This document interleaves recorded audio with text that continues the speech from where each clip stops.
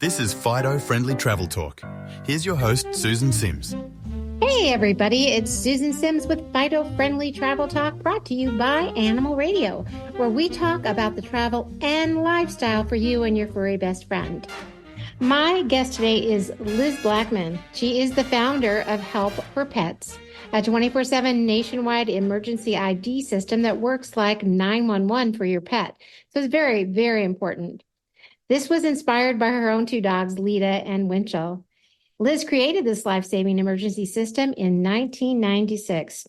So to give you an idea just how effective this service is at helping pets, Help4Pets was chosen by the Louisiana SPCA in the wake of Hurricane Katrina to help pets and their families displaced by the disaster. Can you imagine? Just having that disaster by itself, but then when you're missing your animals, so this is really an important service. And furthermore, the SPCA International launched Operation Baghdad Pups to help American soldiers who were serving in Iraq. They helped them safely bring home dogs who they had befriended after their tour of duty ended. So once again, Help4Pets was the ID system chosen to keep these pets protected during their long and treacherous journey to their forever homes in the United States. Wow. Hey, Liz, welcome to the show. Hi, Susan. I love seeing you. Oh, and hearing your voice. I tell you, we've known each other for, gosh, at least 20 years, and we've been around the block a few times. You've supported our pet adoption tour, but when you and I were talking last night, so I always learn something new. But we were talking about Honey, because now Honey's our only dog. And you asked me, and I knew you were going to, you wanted to know if she had her collar or tag on.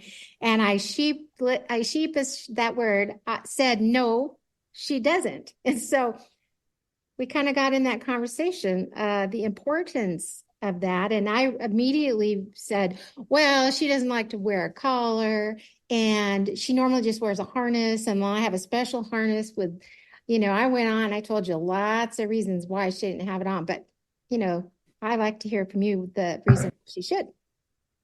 You know what? I so appreciate, and this is a measure of how good of friends we are, that you told me the truth, because you knew I was going to be a terrier on your pant leg when you told me that Honey wasn't wearing her tag. And I know where you live, so I could be there in a short spurt. I could be there and put that collar back on her.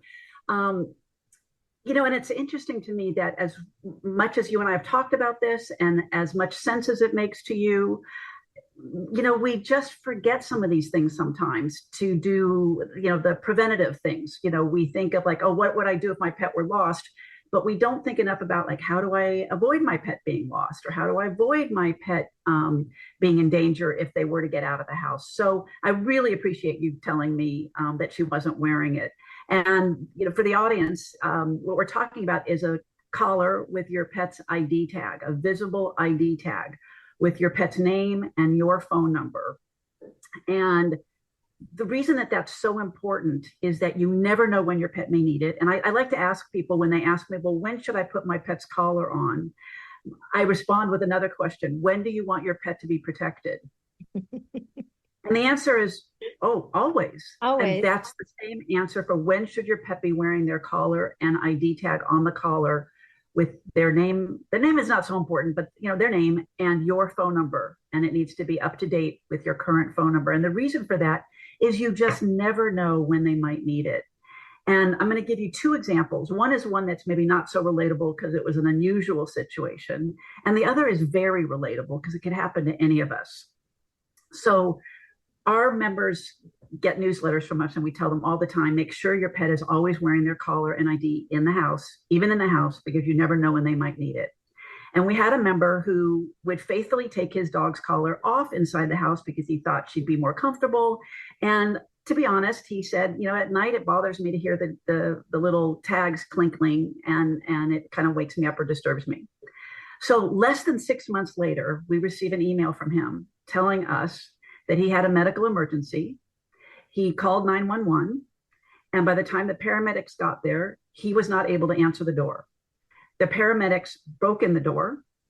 The dog got spooked between the noise and the strangers coming into the house, and the door was open, and she slipped out. And because he had read our newsletter and decided, you know what, I'm going to take this advice this time. She was wearing her collar, and she was wearing her ID with his name and his phone number on it. But she also had a Help4Pets tag on her. So even though he was not able to answer his telephone because he was in the middle of an emergency, she had a tag with a number that someone was going to answer. In this case, it was Help4Pets. And he said to us that had he not put her collar on and left it on even in the house, in that scenario, she would have been out.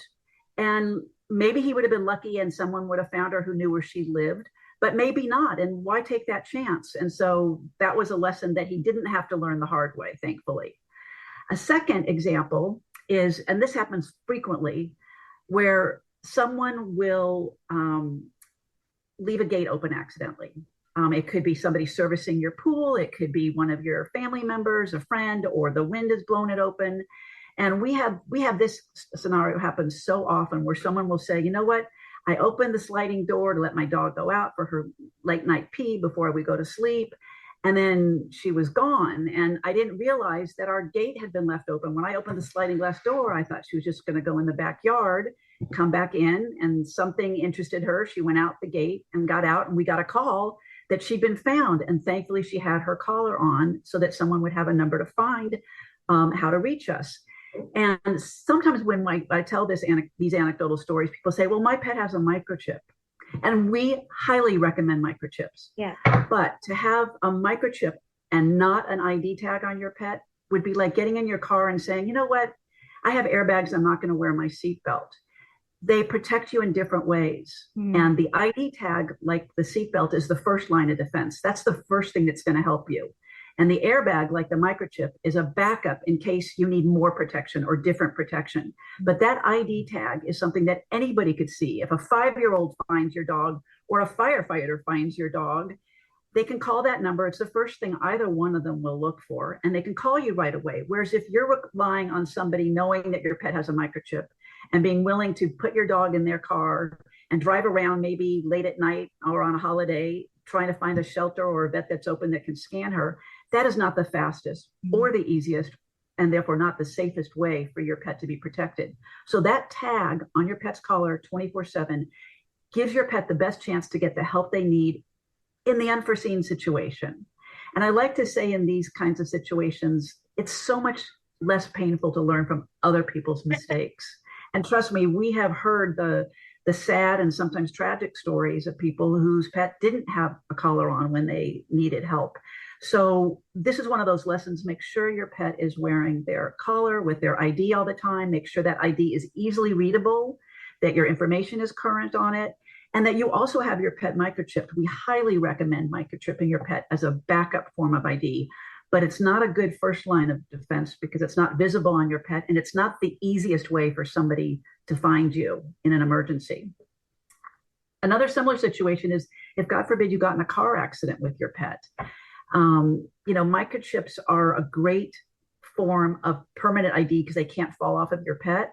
But the downside is that if somebody were to trying to help your pet, let's say paramedics at the scene of a car accident, your dog's in the back seat, they don't have microchip scanners on them. The police, the fire department, emergency responders, they don't carry microchip scanners on them, but they can see a tag that's on your pet's collar. And even if your pet just has your phone number on it and you can't answer because you're injured and on your way to the hospital, they can leave a voicemail. They can leave a voice message so you know who has your pet. It's just in every scenario you can imagine, it's so important. And it's one of those, the 3-word advice I like to give to people to start with is just in case. Why should I do this? Just in case. You have t-shirts with that. Reason. Do you have t-shirts with that? Just in case? Yeah. No, but I think we will be. I like it. I wanted to say something. This rarely happens to us. And I'm always wanting to find pets. I think I always have the neighborhood watch and it says found and they show a picture, and they won't give too much information because they want hopefully someone to say, oh, that's Buddy, and he's got this, one, thing, he's got like a white paw or whatever. Well, so this never happens to us, and I'm always looking. And so just last week, my husband came in all excited from doing yard work, and he said, there's 2 golden retrievers in our backyard. And I said, really? And so by the time I got up, he said, well, they're gone. I said, what do you mean they're gone? Where'd they go? And he said, well, they were on the side of the fence by the river. Well, they showed back up, and then one dog didn't have anything on, and then the other dog had a collar, a tag, and a leash, and the leash had gotten stuck in the fence. And so the poor dog was trapped. Well, long story short, we got the dogs, and they were exhausted, and I was able to see a tag with 2 phone numbers. So I tried the first number, and it said, this mailbox is full.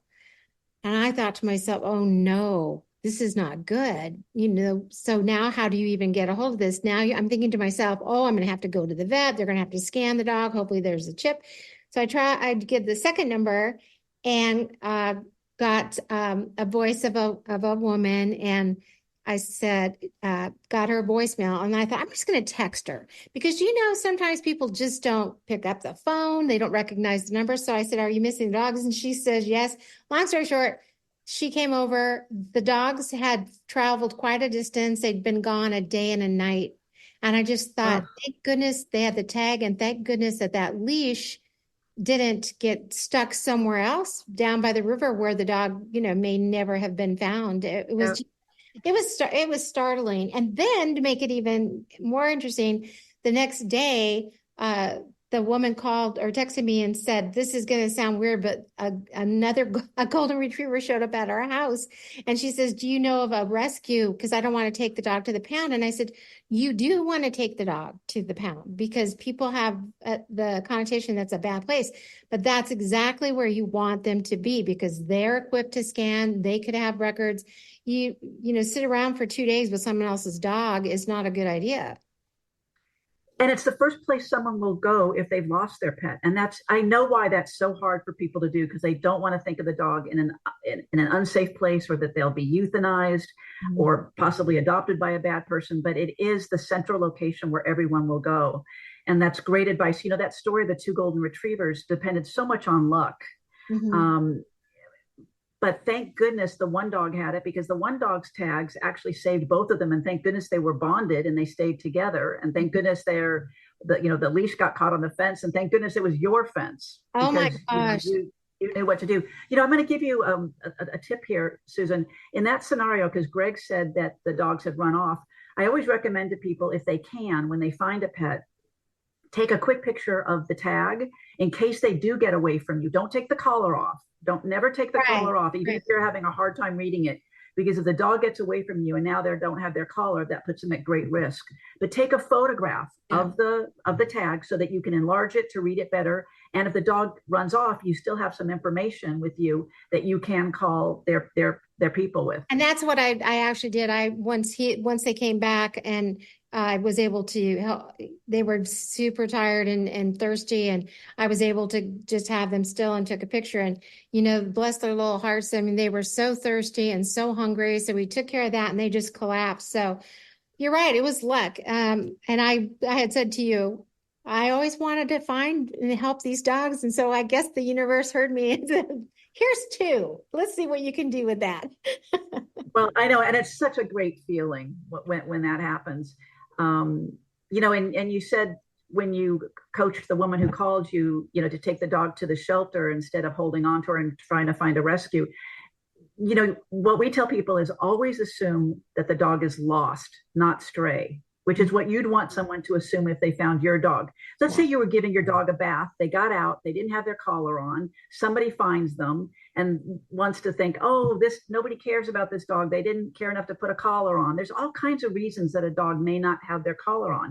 Mm-hmm. Maybe they went underneath the fence and the collar came off. Maybe they were getting a bath and they weren't dry yet and their people didn't put the collar back on yet. So always assume stray first. Mm-hmm. Lost first, not stray, that the dog is lost or the cat is lost and that somebody who loves him is possibly looking for him.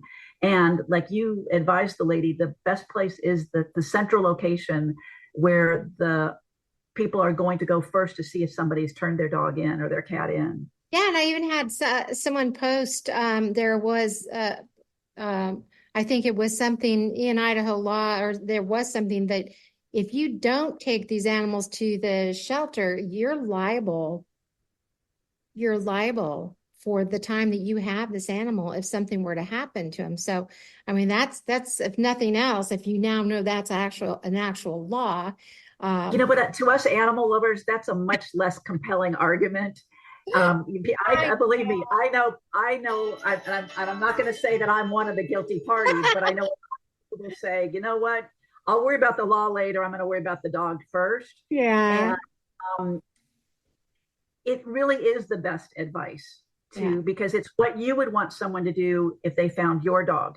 Our instincts is I'll bring the dog in my house and I'll take good care of her and I'll post online that I found her and I'll put up signs. But you and the person who the dog belongs to or the cat belongs to may be like ships passing in the night. You're dutifully putting signs up where you found those 2 golden retrievers. You could have been putting signs up. You could have been posting on your Nextdoor app or your Ring app that you found them. But those dogs were from quite a distance away. And so if the owner was doing the same thing and putting up signs in her neighborhood and putting out into social media that her dogs were missing, your paths may never have crossed. Right. Exactly right. And that for us, we're out in the country. So the very nearest shelter is at least a half an hour away. And even on some of the next door, there's people that will come that have scanners. These are just angels that have a scanner and they say, we'll come to you and scan to see. So, I mean, that's fortunate. I know that's not the case everywhere, but that's one of the things. But isn't it great that there are people out there who do that? Yeah, it is. Like I said, I just want to be one. I think I'm going to order a scanner when we get off this interview. I was going to say Amazon, look out. Well, we could talk more. Is there, before I let you go, is there any, not one, but is there anything else you'd like to share with our listeners before I have you on again? I think I'd just like to do a wrap up and say, think about what could you do to prepare just in case. You hope you're never going to need it, but think about like what could happen, hoping it never will happen, but being mindful that it could, and what can you do to have your pet be protected just in case. So have your pet wear an ID tag on their collar and wear that collar 24/7. Have your pet microchip, make sure your microchip information is up to date. And then once you do these things, you certainly don't want to let your guard down and think, well, I've done what I need to do to keep my pet safe. So now I can relax. I can, not worry about the gate being left open or a door getting, left open and my pet slipping out. You still need to be vigilant about those things as well. But just in case, have your pet being protected with these forms of ID that people can easily use, can literally make the difference between you seeing your pet again or never again. Yeah. And doing this since 1996, we have heard it all from both sides of that story. I'm sure. Well, if you get around to getting those T-shirts made, I do like to wear a size large. And I hear you. Blue is my favorite color. I hear you. I'm taking notes. Okay, Liz, what's the best place for someone to go online and learn more about Help4Pets? Help4Pets.com. And that's HELP like Papa, like help, I need help. And then the number 4, and then pets, PETS.com. Well, thank you. Thank you so much for this opportunity. Oh, thank you for taking the time to talk to me today. I so appreciate it. And for more information about today's show or just about traveling with your pets, log on to FidoFriendly.com. Check out Liz Blackman, Help4Pets. There's a lot of great information on there as well. So until next time, travel safe and leave no dog behind. This is Susan Sims with Fido Friendly Travel Talk.